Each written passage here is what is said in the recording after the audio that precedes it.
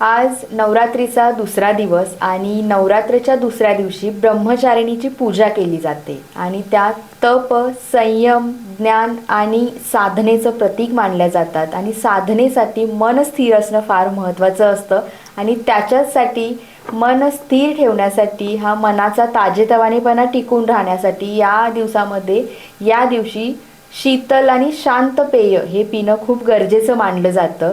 नैसर्गिक ऊर्जा शरीराला मिळणं हे खूपच महत्त्वाचं मानलं जातं. म्हणून या दिवशी शरीरामध्ये ओज टिकून राहणे म्हणजेच रोगप्रतिकारक क्षमता वाढणे आणि शरीराची ऊर्जा वाढणे याच्यासाठी काही पेय सांगितली जातात. ही पेय या दिवशी ही पेय पिली जातात. महत्त्वाचं म्हणजे लिंबू पाणी आणि बेलरस हा जास्त प्रमाणात घेतला जातो आणि या दिवशी तो घ्यावा.